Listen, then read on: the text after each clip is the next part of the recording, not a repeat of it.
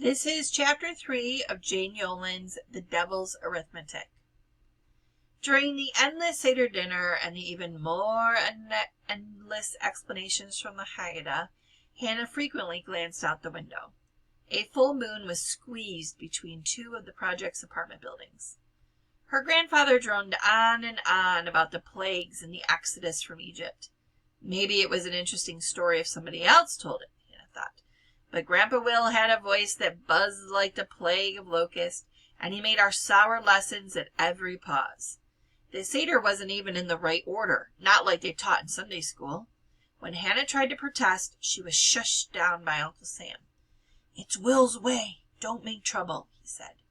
Hannah stared at the moon. Tomorrow they'd be going to Grandpa Dan's for the next Seder.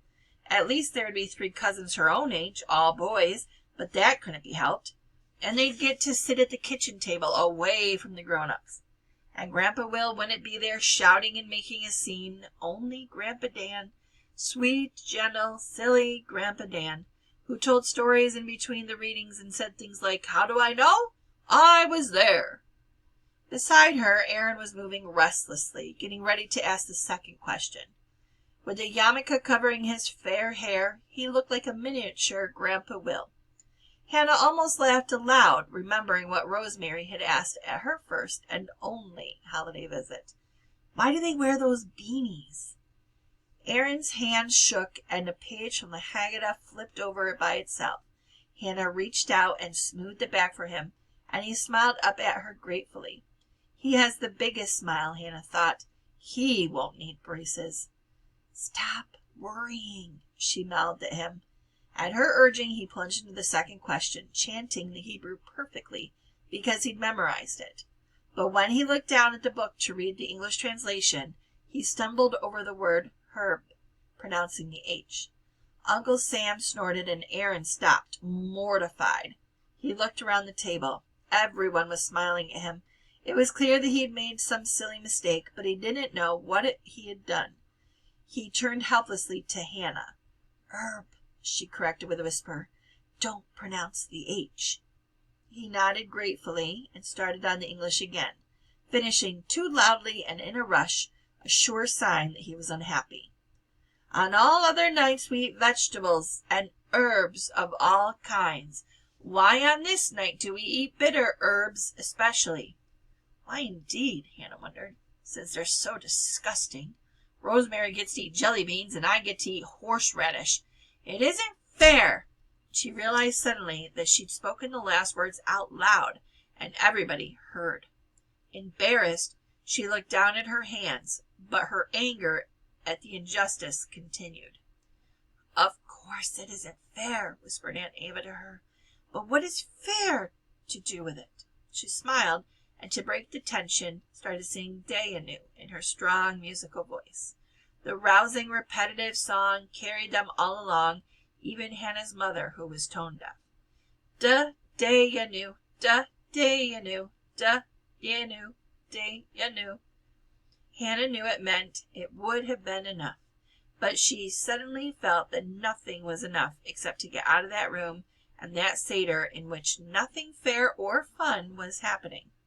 And then she remembered the wine. That, at least, was new.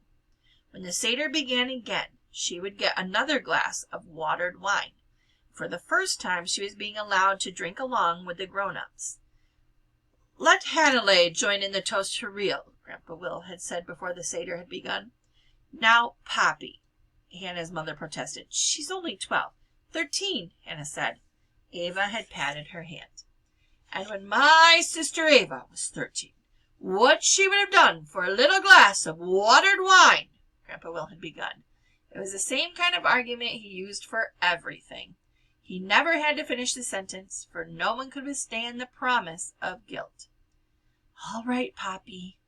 Grandpa Will had smiled, turning to Ava. "See, they can't keep her a baby forever." Besides, her babies, like Aaron, had to make do with grape juice.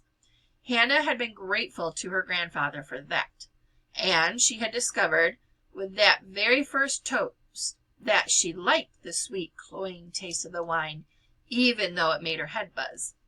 "Hannah," Aaron tugged on her sleeve, and his eyes were full of mischief. It's time. Time? For a moment she thought he meant time for the next toast, and then she realized he meant time to steal the afikoman, the matzah wrapped in the blue embroidered cloth. Looking around the table, she saw that the adults were all suddenly very busy talking to one another. She remembered when, as the only child, she'd be the one to take the afikoman. She'd thought herself terribly clever when she found it under Grandpa Will's chair. Of course, now she knew that he always hid it there for easy discovery. She smiled at Aaron, suddenly feeling very adult. You go look for it. I'll keep watch here. Okay. He slipped from his chair and crawled around to the head of the table.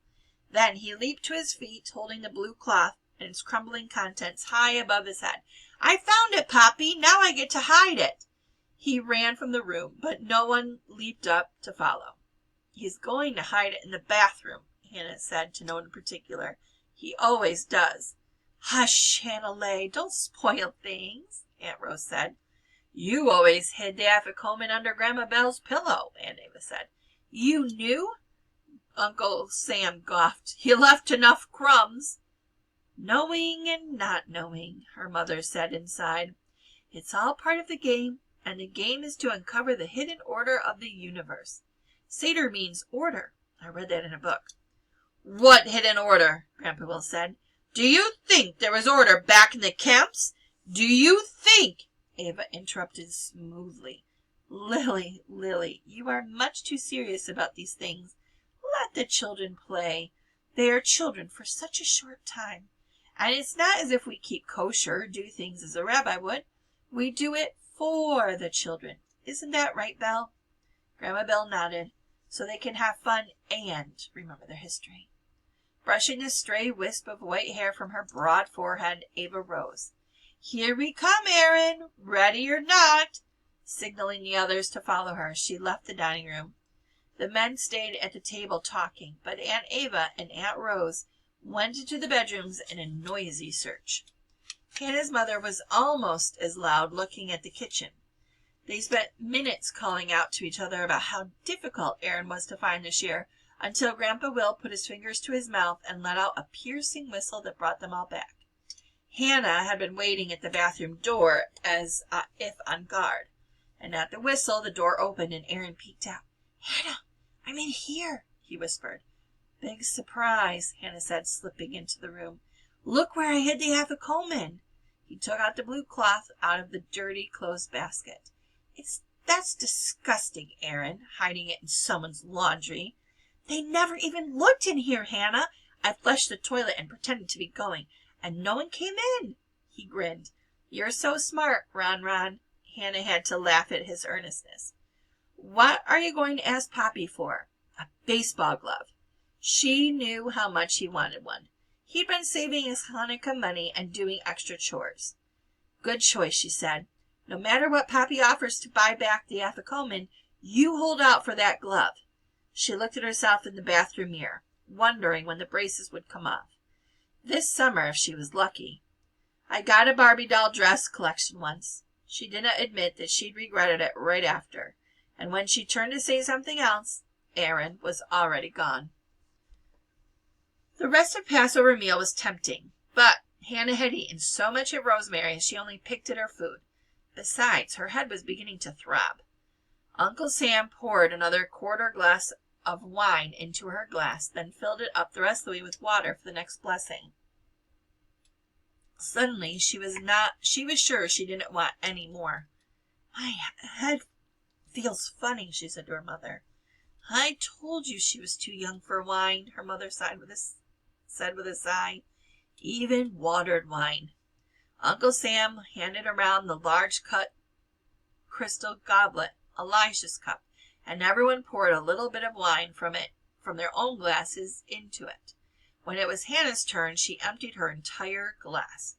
Elijah can have it all, she said grandly. Grandpa Will smiled down the long table at her. What a good girl. For being so unselfish, you can open the door for the prophet and welcome him in. I wanted to do that, Aaron called out. That's the most fun. Hannah will do it, Aaron, Grandpa Will said, because she was so generous with her gift.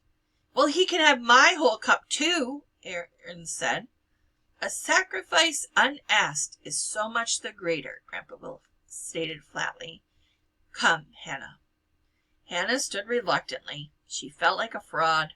She hadn't given the wine out of generosity, but only because she didn't want it. It was no sacrifice. Remember, Hannah, we open our door to remind ourselves of the time the Jews were forced to keep their doors open to show the Christians we were not practicing blood rituals. Ha! His last syllable was a noisy punctuation. As if we were the bloody ones. Aunt Ava leaned over and laid her hand quietly on his. It was enough to calm him. He smiled at Hannah. Open the door to Elijah, child, and invite him in with an open heart. Slowly, Hannah moved toward the front door, feeling incredibly dumb. She certainly didn't believe that the prophet Elijah would come through the apartment door any more than she believed Darth Vader or Robin Hood or the Easter Bunny would. No one believed those superstitions any more. No one except babies, like Aaron. Glancing over her shoulder, Hannah saw that they were all watching her intently. Aaron bounced up and down in his chair. Open it, Hannah, he called out loudly. Open it for Elijah. Baby stories, she thought angrily, unlatching the double bolt. Flinging the door wide open, she whispered, Ready or not, here I Outside, where there should have been a long windowless hall with dark green number doors leading into other apartments, there was a greening field and a lowering sky. The moon hung ripely between two heavy gray clouds. A bird pelted the air with a strange littling song, and across the field, stepping in the furrows, marched a shadowy figure. He had a shapeless cap on his head, a hoe over his shoulder, and he was singing, Who asked you to be buried alive? You know that no one forced you. You took this madness on yourself.